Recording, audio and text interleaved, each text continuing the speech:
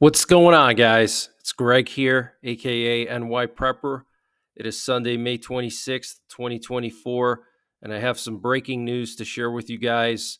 Right now, it is 14:03 Eastern Time here in the United States, and we have some major breaking news coming in from all over the world. So, what you're looking at here is a presidential Doomsday plane that was up in the air last night, late at night. It took off from Offutt Air Base, which is the home of U.S. Strategic Command in Omaha, Nebraska, right around midnight, and it flew all the way east towards the outskirts of Chicago, then turned around and came back. This is pretty unusual for a presidential Doomsday plane to do, especially on a holiday weekend so late at night.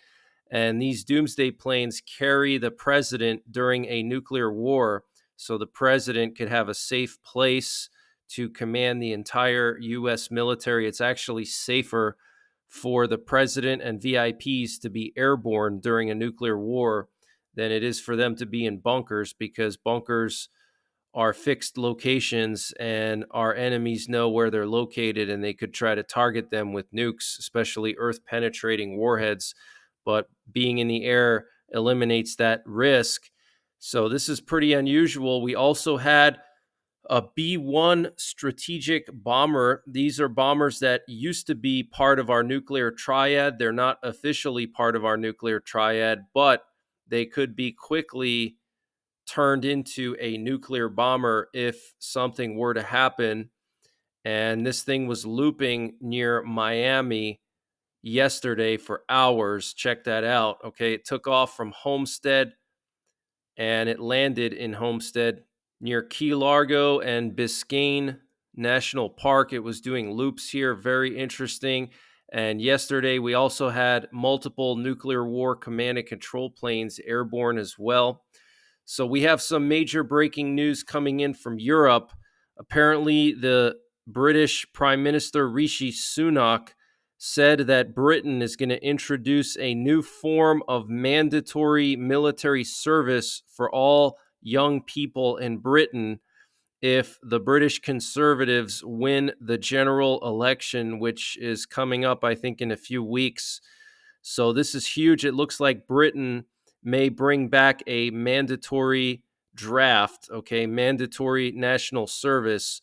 A lot of European countries did away with that the last 20 years, but up until like the late 90s, early 2000s, most European countries had mandatory military service.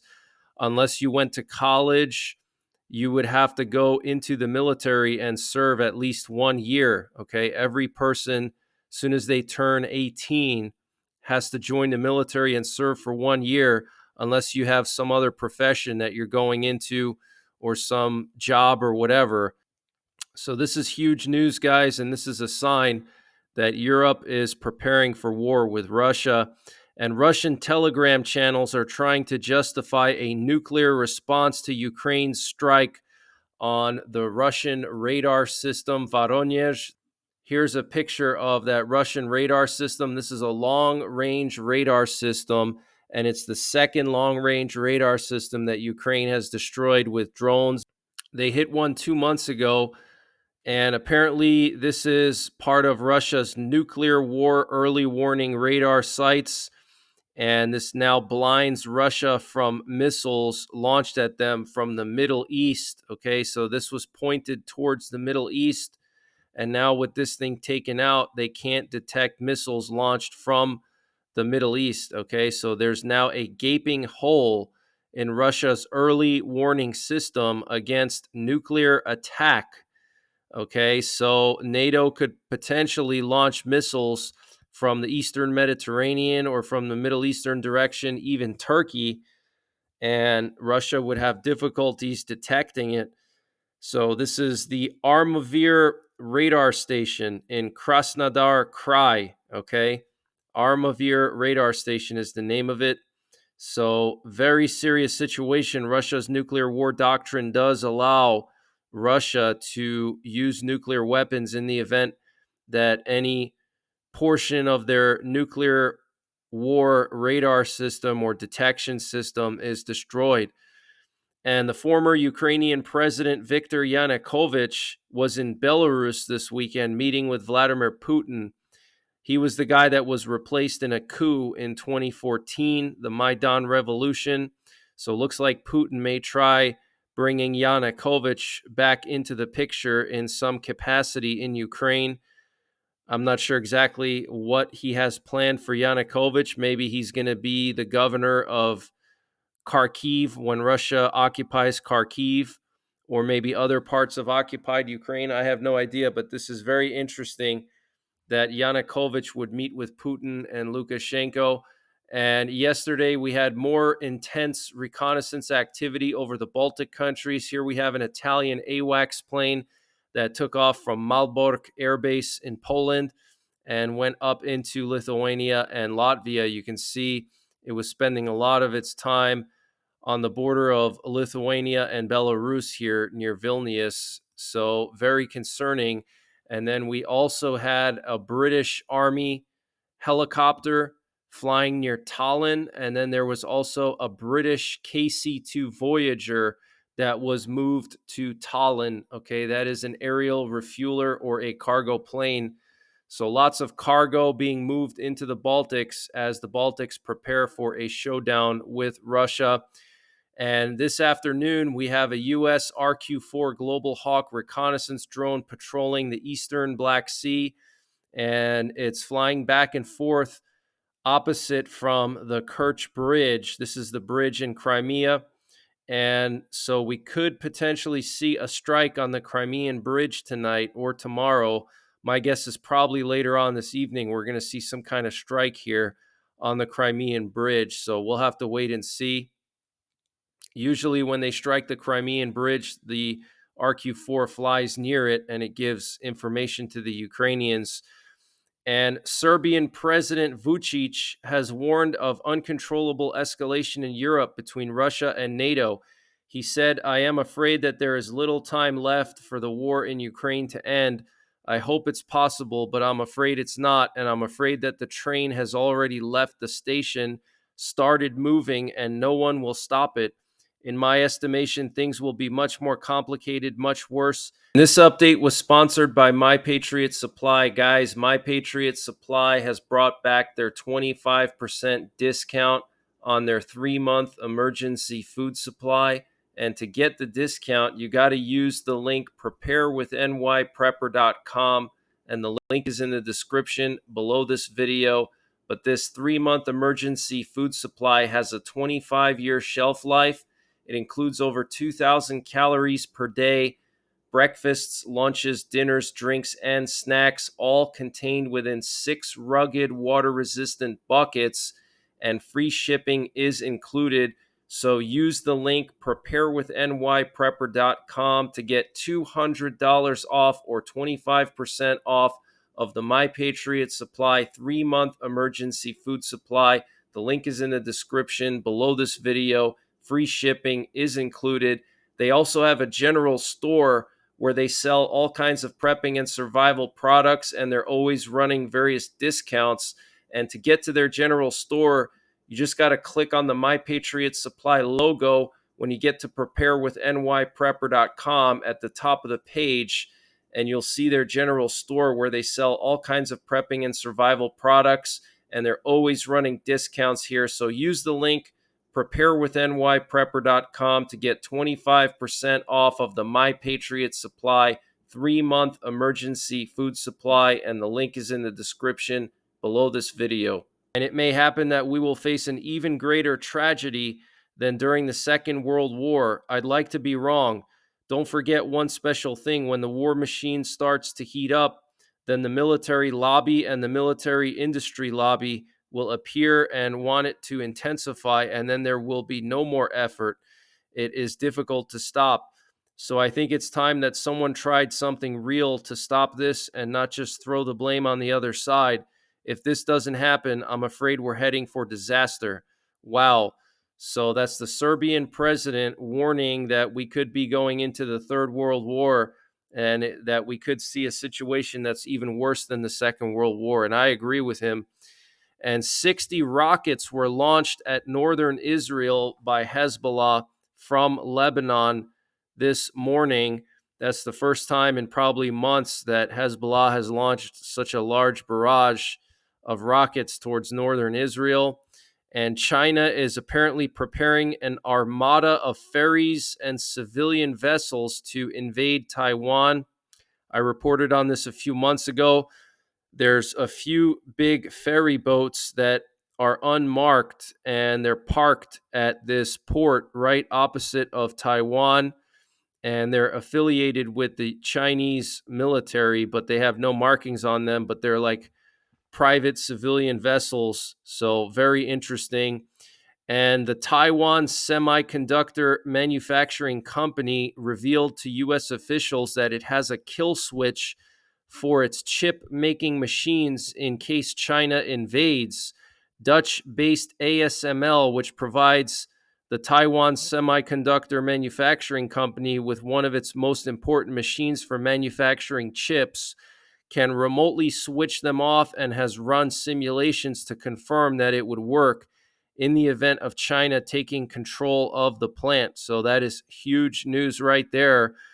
And South Korea's military said on Friday it has detected signs in North Korea of possible preparations for a satellite launch in what would be the nuclear-armed North's effort to place a second military reconnaissance craft in orbit. Okay, and yesterday I reported that senior U.S. intelligence officials had information or intelligence that North Korea was planning some type of a big provocation right before the U.S. elections. What that is, we don't know. Are they going to launch artillery at South Korea? Are they going to test another nuclear weapon? Are they going to launch some other kind of weapon into space or something? I don't know. And the Baltic states and Poland do not rule out sending troops to Ukraine if Russia succeeds on the battlefield, reports German media Der Spiegel.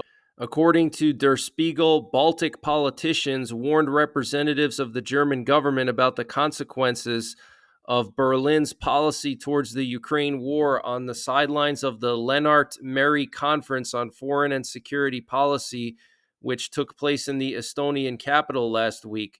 Germany refuses to provide the Ukrainian army with long-range weapons and prohibits the Ukrainian armed forces from striking Russian territory with Western weapons. They argue that if the Russians manage to make a strategic breakthrough in eastern Ukraine, because the West is only half-heartedly helping Kyiv, the situation could escalate dramatically. In that case, the Baltic states and Poland would not wait for Russian troops to deploy on their borders, Baltic politicians warned, but would send troops to Ukraine themselves. And it was clear that this would mean NATO would become a party to the war. Okay, so this is huge news, guys. Okay, Baltic countries and Poland are threatening to send troops into Ukraine if Russia makes major breakthroughs in eastern Ukraine. And speaking at an event in Berlin, German Chancellor Olaf Scholz said his government gave clear rules to Ukraine prohibiting the use of German weapons on Russian soil, and that he sees no reason to change this. Okay, so very stubborn. And Russia's shell production is 3 times greater than that of Ukraine's allies. Using publicly available data, consulting firm Bain and Company claims that Russian factories can produce or refurbish 4.5 million 152 millimeter shells for $1,000 per round this year. European countries and the U.S. are only expected to produce 1.3 million 155 millimeter shells combined at an average cost of $4,000 per unit. So Russia can produce them 3 times cheaper and 3 times faster. Okay, that is very bad. And now China is going to be helping Russia with their artillery shells, and they're going to be providing Russia with artillery shells and various types of ammunition. And Russia is forming another grouping of troops near Ukraine's northern border amid the ongoing offensive in the Kharkiv Oblast. President Vladimir Zelensky said in a video address to the world on May 26th, "Right now, these days, we are defending ourselves 60 kilometers northeast from this place from yet another attempt of the Russian assault." Zelensky said in the address recorded at the Kharkiv printing house destroyed in a Russian May 23rd strike that killed 7 people. Russia is preparing for offensive actions also 90 kilometers northwest from here. They gather another group of troops near our border. The one who does all this doesn't want peace. Okay, so Zelensky saying that Russia is preparing another group of troops 90 kilometers northwest from Kharkiv. So that's like near Sumy and near Belarus. Okay. So looks like Russia may go into Sumy and try to surround Kharkiv by going down through Sumy. And the Russian army is likely to control the village of Bukharovka in the north of the Kharkiv region and try to take the nearby crossing of the Seversky Donets River. This could pose a threat to the flank and rear units of Ukrainian defenders in Vovchansk. So huge news, guys, okay? Russia is going to try to encircle the town of Vovchansk, which is a critical town in the northern part of the Kharkiv region. And a large-scale Russian missile attack occurred last night in Ukraine. There were kabooms reported in Zhytomyr, Vinnytsia, Khmelnytsky, and Kirovgrad. There were kabooms at the military airfield in Stado Konstantinov, which led to localized power outages. A Kinzhal hypersonic missile flew into the Ivano-Frankivsk region as well as into the Zhytomyr region. No word yet on damage or casualties. The Polish Air Force scrambled their F-16s, and at least 11 people have been killed and 40 injured in a Russian missile strike on a Kharkiv supermarket. And Ukraine's foreign minister is now appealing to the West following this strike, saying that Ukraine needs more air defense and permission to strike targets in Russia. So we're seeing this push now for NATO to allow Ukraine to strike targets in Russia with their weapons. And it's true that Ukraine is fighting with their hands tied behind their back. And now, if they allow Ukraine to strike Russian soil with NATO weapons, Russia could then retaliate and strike potentially parts of Poland where NATO weapons are flowing into Ukraine. In Rzeszów, that's the international airport in the city of Rzeszów, where they're bringing in all of the NATO weapons into Ukraine. They all flow through there. Russia could launch missiles there, and then that's how things could escalate. So we'll have to wait and see how things turn out. But it looks like, because of the dire situation that Ukraine is in, and because the West is so invested in Ukraine winning, and they've already given Ukraine so many weapons and so much financial aid, Ukraine is in dire straits, and NATO knows it, and they're thinking of other ways that they can help Ukraine win. And they're trying different things, like allowing Ukraine to strike Russian soil, giving Ukraine F-16s, and potentially now sending troops into Ukraine. So you see how this is a slippery slope towards World War III, and we knew that this day would come eventually. And I want to remind you guys that Russia has put all their tactical nuclear weapons on high alert close to Ukraine and also in Belarus, okay? So potentially Russia could launch tactical nukes at Ukraine, especially eastern Ukraine. They could hit all the major cities like Kyiv, Kharkiv, Poltava, Dnipro, Odessa, Mykolaiv, Zaporizhia. They could hit all those cities with tactical nukes to try to break the will of the Ukrainian people. Okay, so get prepared, guys. Things are about to escalate. This year is going to be absolutely insane. And I think in the coming days and weeks, we're going to see massive escalation, not only in Ukraine, but also in the Baltics. I think Russia and Belarus are going to attack Lithuania. They're going to try to form a land connection to Kaliningrad, because Putin views Kaliningrad as very, very critical to Russia. And Kaliningrad is surrounded by European countries. And so Putin wants to basically form a land connection to Kaliningrad, just like he did with Crimea. Okay. And the U.S. will participate in a peace summit being organized by Ukraine and Switzerland next month, a U.S. official said on Sunday, but declined to say who or at what level.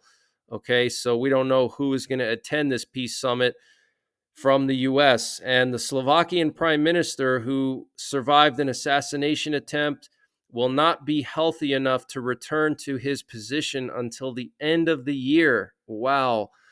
And two Chechens with no personal identification and who were in no U.S. national databases, otherwise illegal aliens that likely invaded the nation through the southern border, were taking photos or possibly surveilling outside the home of an elite U.S. Army Special Forces colonel near Fort Bragg in North Carolina. Fox News reports the colonel confronted the men, one of which was using a telephoto lens and taking photos of his children outside his home on the evening of May the 3rd. And that's the moment when an altercation broke out with the Special Forces operator shooting and killing one of the Chechens. The FBI told Fox News our law enforcement partners at the Moore County Sheriff's Office contacted the FBI after a shooting death in Carthage. A special agent met the investigators and provided a linguist to assist with a language barrier for interviews. Local Sheriff Ronnie Fields said the caller indicated that an individual was observed taking photographs on the property and had become aggressive towards a resident outside their home. The deceased was found approximately 250 yards from the roadway along a power line on the residential property. Over the years, special operations soldiers have seen an increase in strange interactions and suspicious surveillance of them and their families, according to Fox News.